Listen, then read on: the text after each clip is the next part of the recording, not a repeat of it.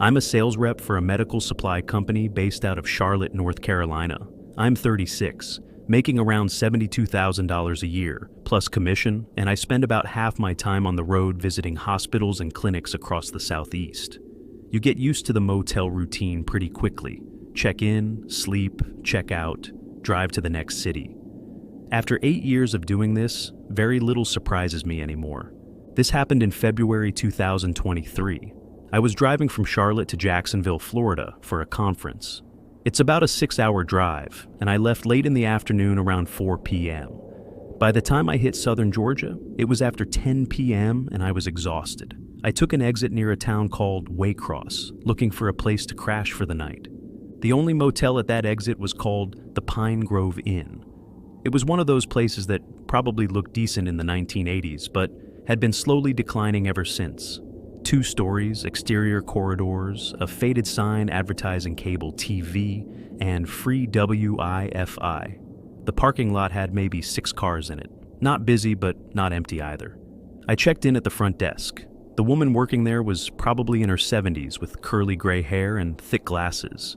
She was friendly, asked if I was traveling for business, told me breakfast was from 6 a.m. to 9 a.m. in the lobby, standard stuff. I paid $62 for the night, and she gave me a key card for room 23 on the 2nd floor. I grabbed my bag from my car, a 2019 Honda Accord, and walked up the exterior stairs. Room 23 was about halfway down the corridor. As I was unlocking my door, I noticed a guy coming out of the room next to mine, room 24. He was in his 40s, wearing jeans and a flannel shirt, carrying an ice bucket. "Evening," he said with a nod. "Hey," I replied. He walked past me toward the ice machine, which was at the far end of the corridor near the stairs. I went into my room and locked the door behind me. The room was what you'd expect. 1 queen bed with a floral comforter, a desk with a chair, a TV mounted on the wall. The bathroom was small but clean. I unpacked a few things, plugged in my phone to charge, and decided I wanted a cold drink before bed. I grabbed the plastic ice bucket from the bathroom counter and headed out to the ice machine. The hallway was dimly lit, just a couple of overhead lights that gave everything a yellowish tint.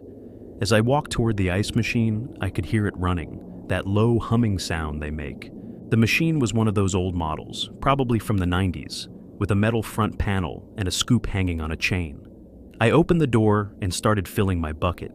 That's when I noticed something weird.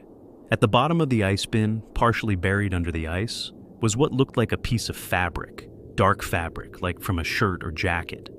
I used the scoop to push some ice aside and get a better look. It was definitely fabric, and it was attached to something. I pulled out my phone and turned on the flashlight, shining it into the bin. There was a hand, a human hand, pale and stiff, fingers curled, buried in the ice. I dropped the bucket, it clattered on the floor, and ice scattered everywhere. My heart was hammering. I backed away from the machine, nearly tripping over my own feet, and ran back to my room. I locked the door, chain and all, and called 911. My hands were shaking so badly I could barely hold the phone. The dispatcher answered, and I tried to explain what I'd seen. "There's a body in the ice machine at the Pine Grove Inn in Waycross. Room 23, 2nd floor. Please send someone." She stayed on the line with me, asking questions. Was I sure it was a human hand? Yes. Was anyone else around? I didn't think so. She said officers were on the way and to stay in my room with the door locked. I sat on the bed, staring at the door, listening for sirens. It took maybe 12 minutes before I heard them. Red and blue lights flashed through my window. I heard car doors slamming, voices, footsteps on the stairs. There was a knock on my door. "Police, we're responding to a 911 call." I opened the door, keeping the chain on, and saw 2 officers. I let them in and told them everything. They asked me to show them where the ice machine was. We walked down the corridor together. By now, a small crowd had gathered, guests from other rooms peering out their doors. One of the officers opened the ice machine and looked inside. He pulled out his flashlight and shone it into the bin. Then he reached in with a gloved hand and moved the ice around. "There's definitely a body in here," he said to his partner.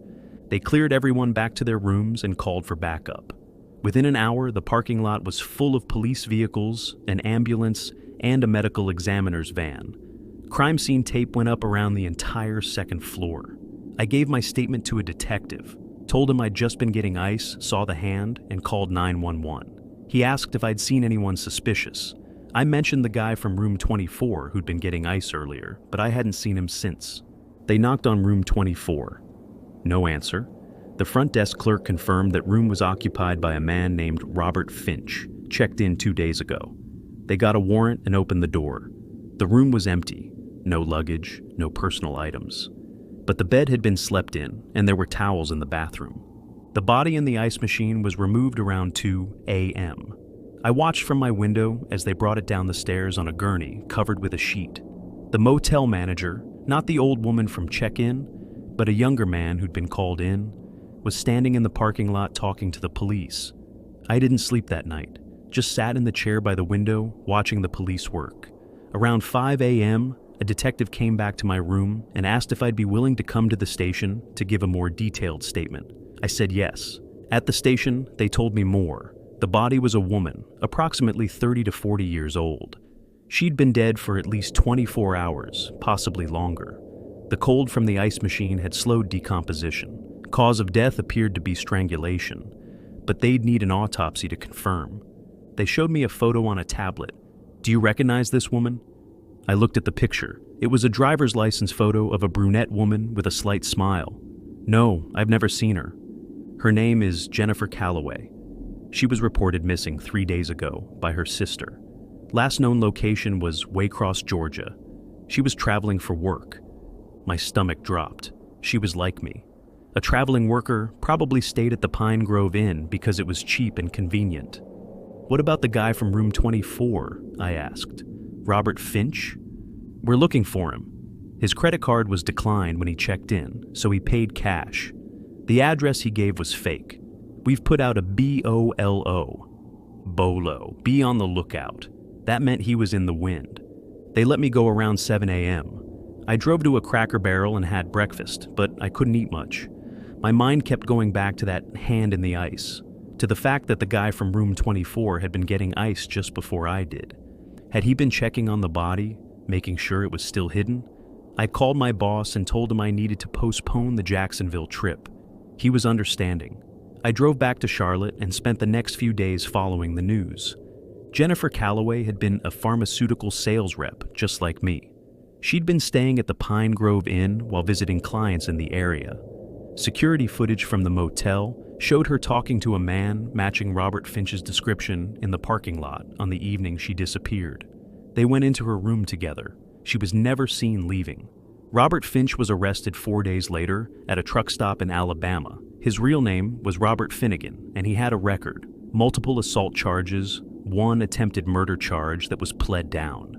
He'd been using fake IDs to check into motels along I-95, targeting women traveling alone. The theory was that he'd approached Jennifer in the parking lot, possibly pretending to need help or offering to help her with something. Once inside her room, he attacked her. He killed her, then waited until late at night to move the body. The ice machine was the perfect temporary hiding spot, cold, enclosed, and nobody checks inside the bin itself. If I hadn't needed ice that night, if I'd gone to bed without a drink, Jennifer's body might have stayed hidden for days, or he might have moved it before checkout and disposed of it somewhere else. Robert Finnegan was convicted of first-degree murder in September 2023 and sentenced to life without parole. I had to testify at the trial. It was one of the hardest things I've ever done, standing there describing what I saw, while Jennifer's family sat in the courtroom crying. I still travel for work, still stay in motels, but I've changed my routine. I don't stay in places like the Pine Grove Inn anymore. Only well-lit chain hotels with security cameras everywhere. And I never ever use the ice machine. I buy bags of ice from gas stations or just drink warm soda. Because every time I think about opening that metal door and reaching into the bin, I see that pale hand reaching back. My husband Jake and I run a small furniture restoration business in Portland, Oregon. We're both 42, and we've been married for 15 years. The business does okay. We make around $95,000 a year combined, but it means a lot of long hours and not much vacation time. In August 2022, we decided to take a road trip to California, Just the two of us, no kids, we don't have any. Driving down the coast, stopping at antique shops and estate sales along the way. It was supposed to be relaxing, a break from work. We left Portland on a Saturday morning and made it to Crescent City, California by early evening. We found a motel called the Ocean View Motor Lodge, which was about 3 blocks from the beach. 2-story building, probably built in the 1960s, with a small pool in the courtyard and a faded mural of palm trees painted on the side. The woman at the front desk was young, maybe mid-20s, with dyed black hair and multiple piercings. She checked us in quickly and gave us a key to room 15, on the ground floor facing the pool. The room was dated but clean. 1 king bed, a mini fridge, a TV on a rolling cart. Jake immediately turned on the AC. It was warm inside, and I unpacked our bags. We'd brought a cooler with drinks and snacks, so we didn't need to go out for dinner. Around 9 p.m., Jake suggested we check out the pool. The weather was still warm, and the pool looked nice from our window. Small but clean, with underwater lights that gave it a blue-green glow. We changed into our swimsuits and walked out to the courtyard. The pool was maybe 20 feet long, kidney-shaped, surrounded by a chain-link fence with a gate. There was a sign on the gate, "Pool closes at 10 p.m., no lifeguard on duty, swim at your own risk." We were the only ones there. The courtyard was quiet except for the sound of the pool filter humming and the distant noise of traffic from the highway. Jake tested the water with his hand. It's nice, not too cold. I climbed down the ladder on the shallow end, while Jake cannonballed into the deep end, splashing water everywhere. We swam for maybe 20 minutes, just floating around, talking about the next day's route. It was peaceful. Then Jake stopped mid-sentence. "Do you see that?" "See what?" He was staring at the bottom of the pool, near the deep end. "There's something down there." I swam over and looked. At first I didn't see anything, just the blue tiles of the pool floor and the drain cover. But then I saw what he was looking at. A shadow, not moving with the water like you'd expect, but staying in one place. And it had a shape, a human shape. "That's weird," I said. "Maybe it's just the way the light hits the tiles?" Jake dove under and swam down to get a closer look. He came back up, gasping. "There's a body down there." "What?" "There's a body." I saw it, under the drain cover. My heart started racing. "Are you sure? Maybe it's a mannequin or something?" He dove again, stayed under longer this time. When he came up, his face was pale. "It's not a mannequin." I could see hair and a hand. We scrambled out of the pool. I ran back to our room, dripping wet, and grabbed my phone. Called 911. Told them there was a body in the pool at the Ocean View Motor Lodge. The dispatcher asked me to repeat it twice, like she couldn't believe what she was hearing. Jake stayed by the pool, staring down into the water. I came back out with towels and we wrapped ourselves up, shivering even though it wasn't cold. The police arrived within 10 minutes. 2 officers, a man and a woman. They asked us where we saw the body. Jake pointed to the deep end. The male officer shone his flashlight into the water. "I don't see anything," he said. "It's under the drain cover," Jake insisted. The officer radioed for someone to bring pool equipment.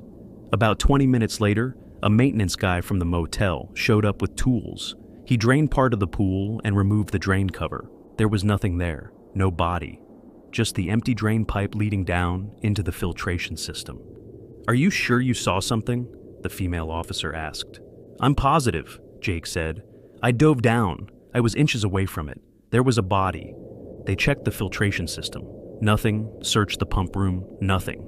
The maintenance guy said the drain pipe was too small for a body to fit through. It was only about 6 inches in diameter. The officers took our statements and said they'd file a report, but it was clear they thought we were mistaken. "Pool lights can create illusions," the male officer said. "Shadows, reflections. It's easy to think you see something that's not there." We went back to our room. Neither of us slept. Jake kept saying he knew what he saw, that he'd been right next to it, that it wasn't an illusion. The next morning, we checked out early. The woman at the front desk was different from the night before, an older woman, probably the owner. I asked her if there had ever been any drownings at the pool. She hesitated. "Why do you ask?" "We thought we saw something in the pool last night." She sighed. "There was an incident. Years ago. A woman drowned, but that was in 2006. "What happened?" She checked in alone, late at night, went for a swim by herself. They found her the next morning at the bottom of the pool. The coroner said she'd had a seizure and drowned. What was her name?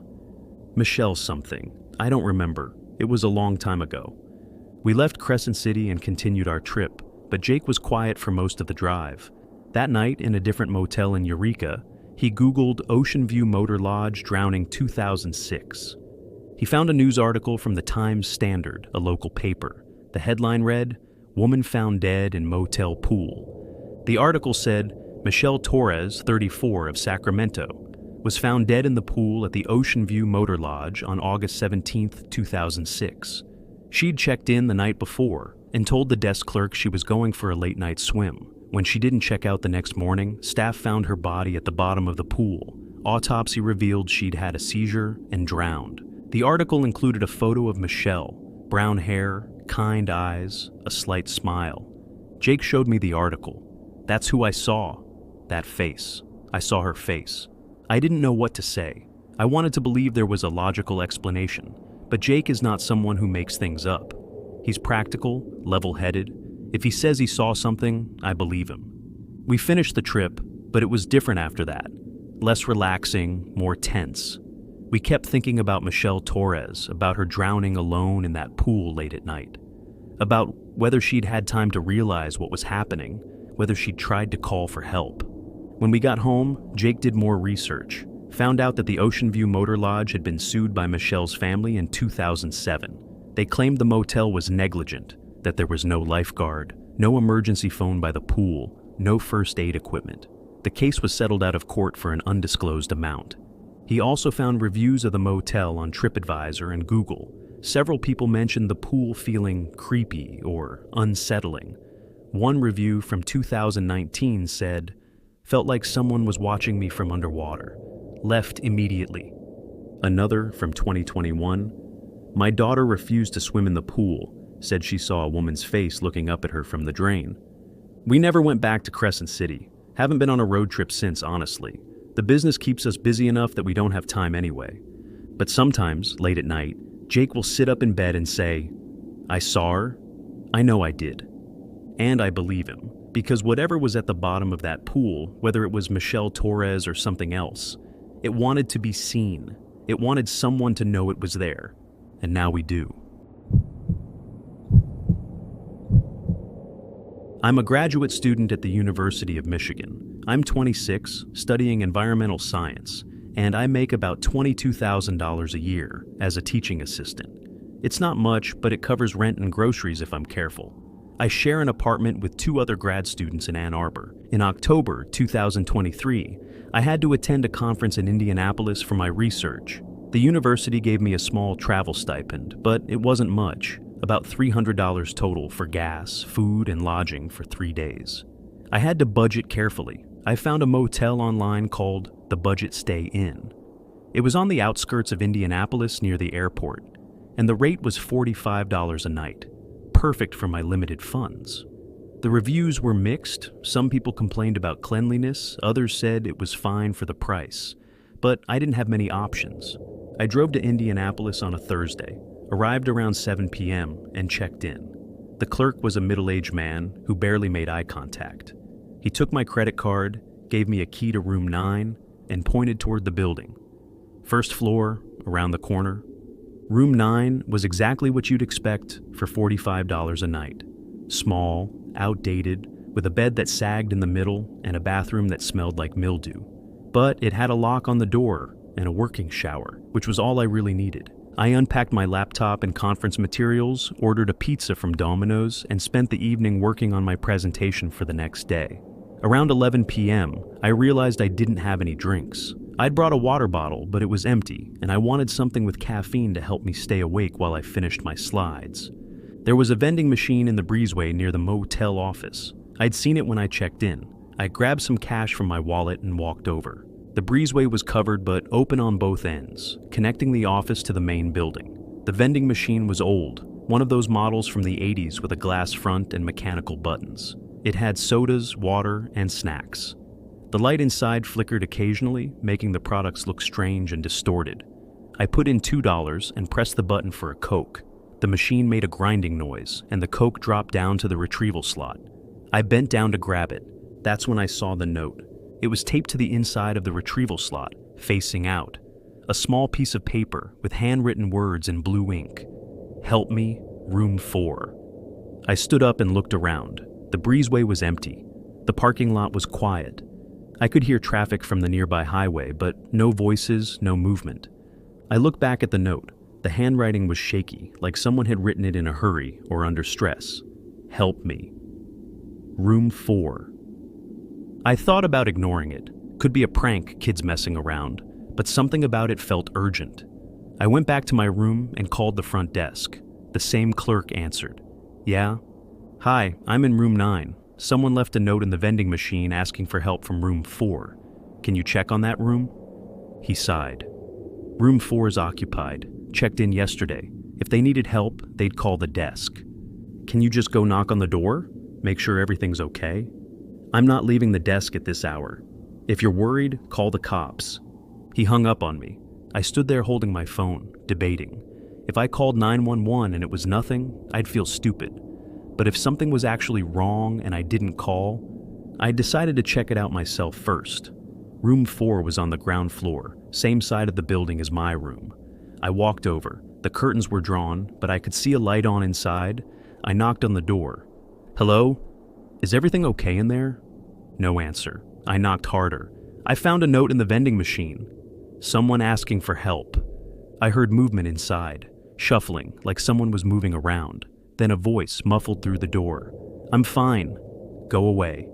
It was a woman's voice. She didn't sound fine. She sounded scared. "Are you sure? I can call someone if you need help." "I said go away!" The voice was louder now, almost shouting. I backed away from the door and went back to my room. Something was definitely wrong, but I didn't know what to do. I wasn't going to force my way into someone's room, but I also couldn't shake the feeling that she wasn't alone in there. I called 911, told the dispatcher what happened, the note, the woman's voice, the way she sounded scared. The dispatcher said she'd send an officer to do a wellness check. I waited in my room, watching through the window. About 15 minutes later, a police cruiser pulled into the parking lot. One officer got out and walked to room 4. He knocked. I couldn't hear what was said, but after a minute, the door opened. The officer went inside, stayed for maybe 5 minutes, then came back out. He got in his cruiser and left. That was it. No ambulance, no backup, nothing. Whatever had happened, the officer must have decided everything was fine. But I couldn't sleep. I kept thinking about that note, about the shaky handwriting, about the woman's voice saying, "I'm fine," in a way that sounded anything but fine. Around 2 a.m., I heard a door slam. I looked out my window and saw a man leaving room 4. He was tall, wearing a baseball cap pulled low, and he walked quickly to a truck parked near the edge of the lot. He got in and drove away. I waited a few minutes, then went back to room 4 and knocked. No answer. I tried the door handle. It was unlocked. I pushed it open slowly. "Hello?" The room was empty. The bed was made, but there were signs someone had been there recently. A purse on the chair, shoes by the door, a phone charger plugged into the wall. But no person. I called 911 again. Told them the woman was gone and the room was empty. The dispatcher sounded annoyed. "Sir, an officer already checked that room. The occupant said she was fine. But she's not here now. And there was a man who just left. I think something's wrong." "Did you witness a crime?" "No, but..." "Then there's nothing we can do. If the woman wants to leave her room, that's her choice." They weren't going to help. I went back to my room, locked the door, and barely slept the rest of the night. The next morning, I checked out early and went to my conference, but I couldn't focus. I kept thinking about room 4, about that note. On Saturday after the conference ended, I stopped by the Indianapolis Metro Police Department and asked to file a report. I told them everything. The desk sergeant listened, took notes, and said he'd look into it. 2 weeks later, I got a call from a detective. He said they'd investigated. The woman who'd checked into room 4 was named Angela Simmons. She'd reported her ex-boyfriend, a man named Derek Marsh, for harassment and stalking the week before. She'd been hiding at the Budget Stay Inn to get away from him. The night I found the note, Derek had tracked her down. He'd come to her room and forced his way in. When the officer did the wellness check, Derek was holding Angela at knife point behind the door. He told her to say she was fine, or he'd kill her. After the officer left, he took her phone and forced her to leave with him. Angela was found 3 days later in a storage unit Derek had rented in Gary, Indiana. She was alive, but badly beaten. Derek was arrested and charged with kidnapping, assault, and attempted murder. The detective said the note I found probably saved Angela's life. If I hadn't called 911 the first time, Derek might have killed her right there in the room and disappeared before anyone noticed. The wellness check, even though it didn't help immediately, made him nervous. He took her to the storage unit instead of killing her in the motel, which gave police time to find her. I testified at Derek's trial. He was convicted and sentenced to 20 years. But I still think about that night, about how close I came to ignoring the note, about the officer who didn't see the signs, about Angela, terrified, leaving a desperate message in a vending machine, hoping someone would find it. I don't stay in budget motels anymore. I save up for better places, or I just drive home the same day even if it's late. Because I learned that sometimes a note in a vending machine isn't a prank. Sometimes it's the only chance someone has to ask for help. And sometimes, if you're lucky, someone actually listens.